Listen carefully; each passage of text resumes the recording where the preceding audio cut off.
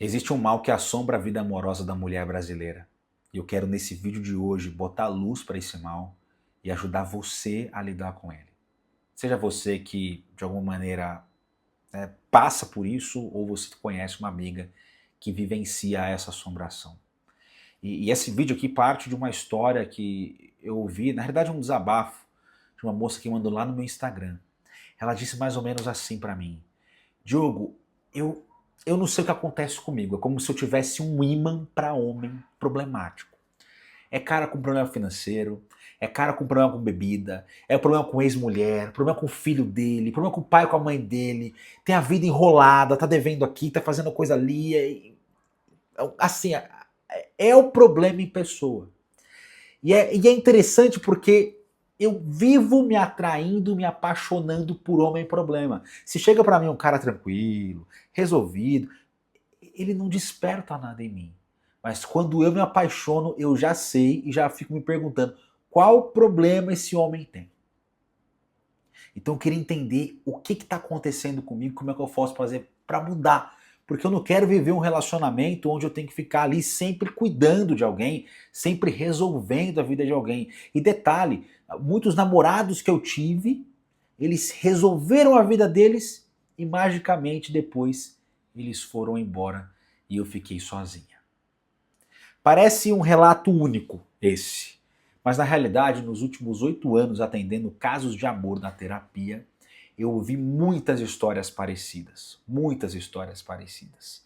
Então, se existem muitas histórias assim, a gente está falando de um padrão de comportamento que existe, um padrão, né, de pensamento que existe, que tem assombrado essas mulheres para que elas acabem se apaixonando e se relacionando com homens problema. Eu chamo isso de síndrome da mulher hospital. Porque no hospital chega o doente e quando ele está curado, ele vai embora. Então essa mulher, ela recebe um homem quebrado, ela conserta esse homem, ajuda esse homem, levanta esse homem e depois ele vai embora.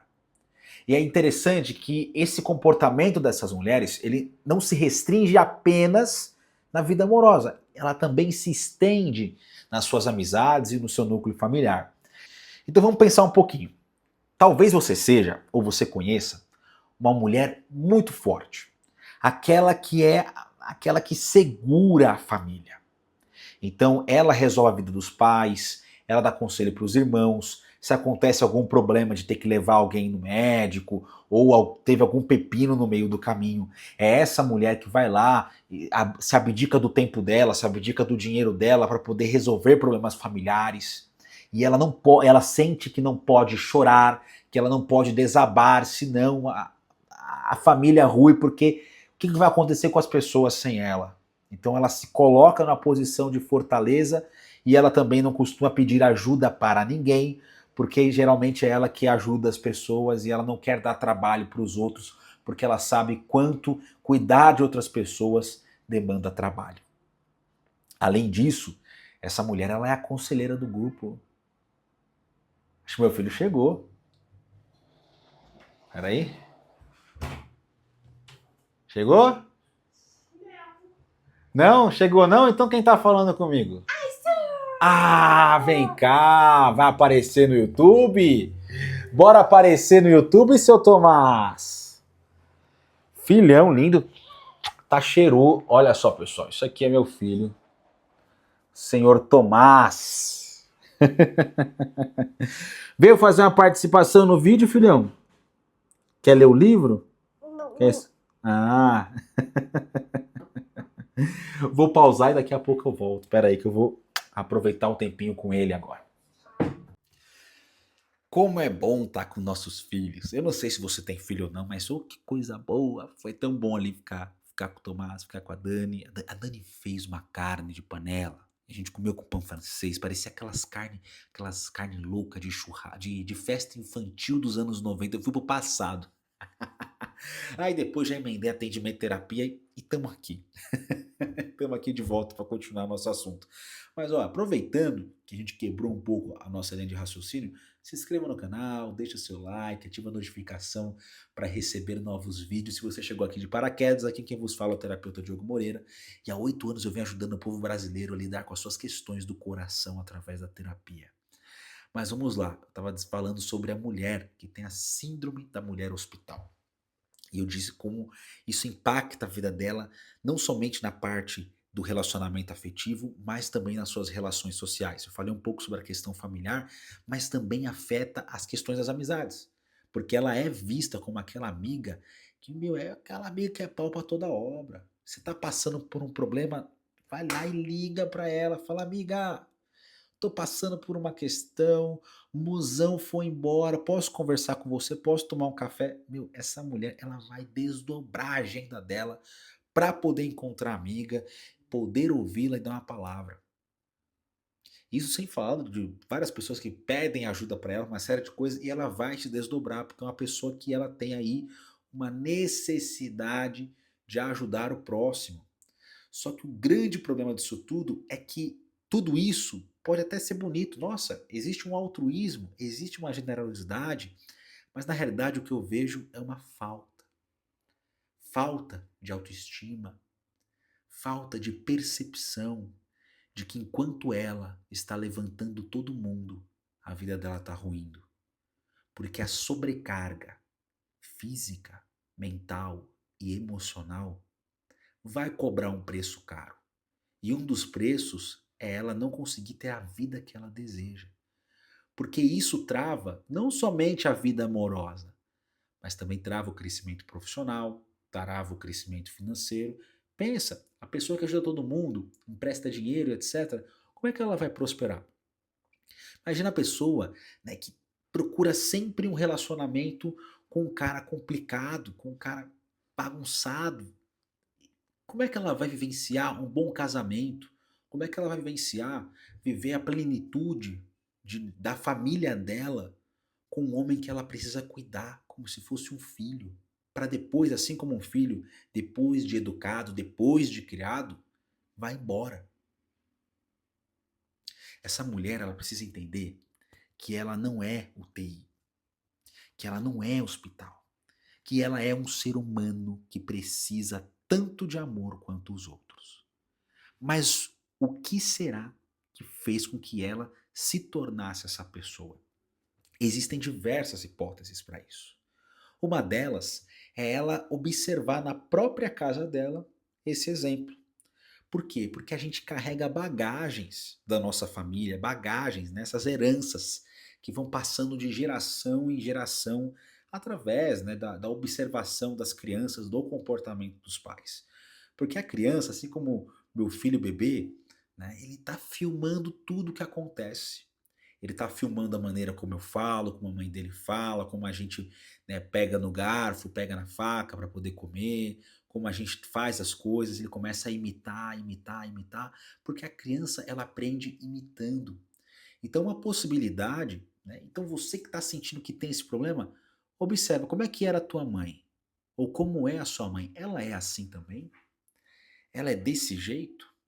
Porque se ela for desse jeito, essa mulher que também foi o porto seguro da família, que se carregou todo mundo nas costas, cuidando de todo mundo, menos dela mesma, você aprendeu isso com ela.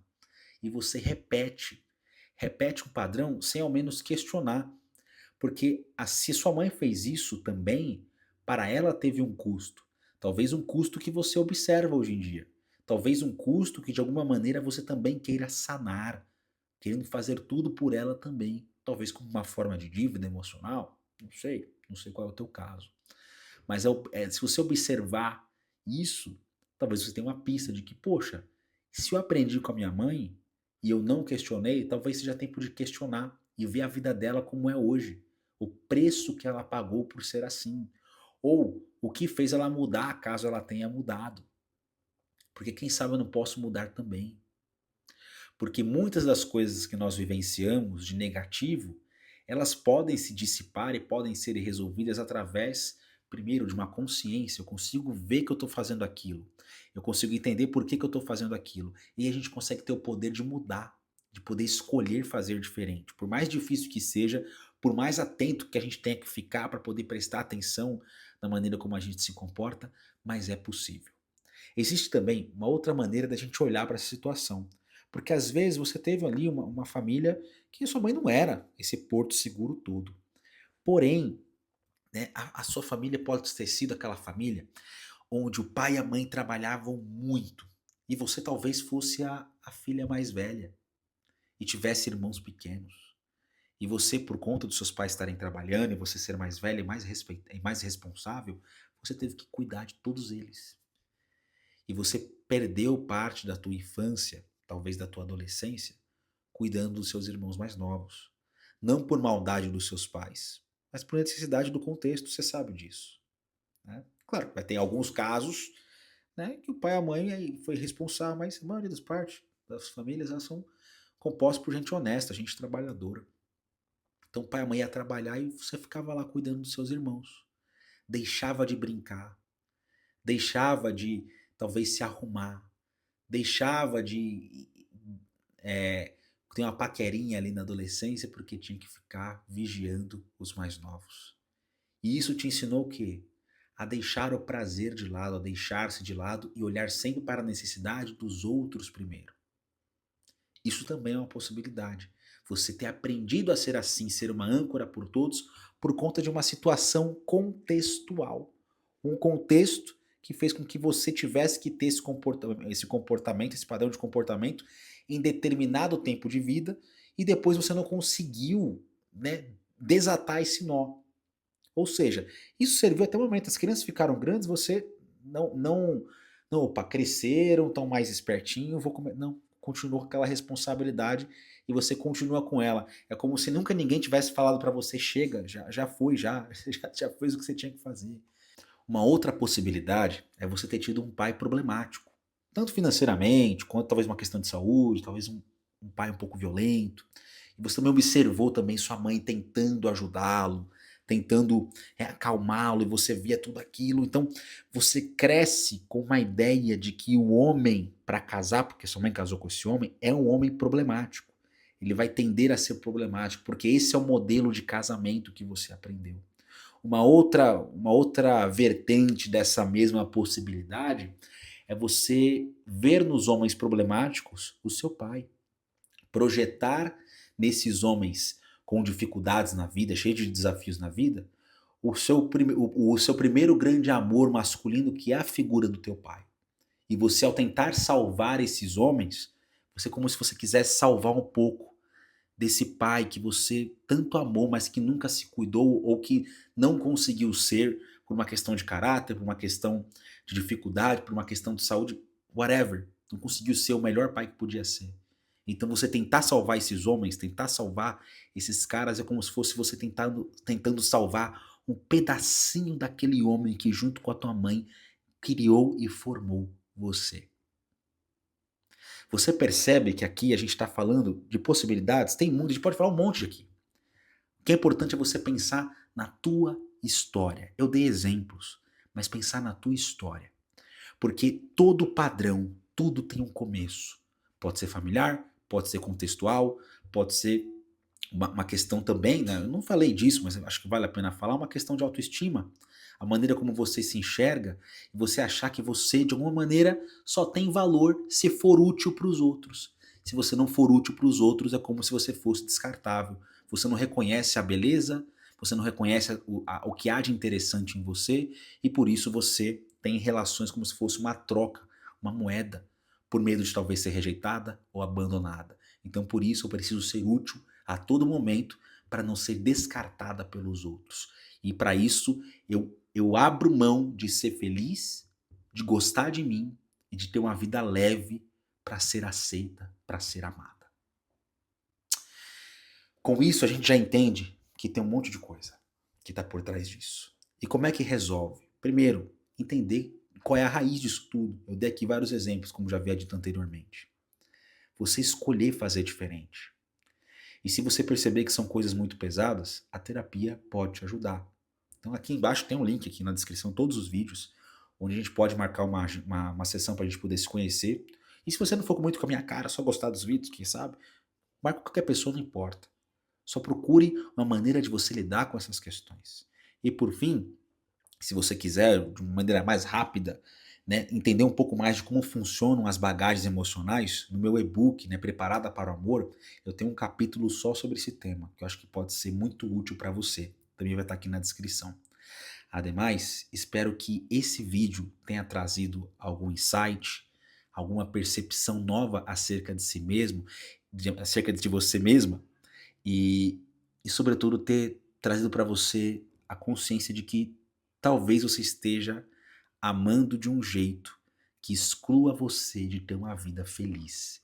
E você merece ter uma vida feliz, tá? Levanta essa cabeça para a coroa não cair, bota os pés no chão, que a caminhada pode ser longa, mas ela vai te levar para um lugar muito melhor do que esse que você está agora. Que Deus abençoe você infinitamente e até o próximo vídeo. Tchau, tchau.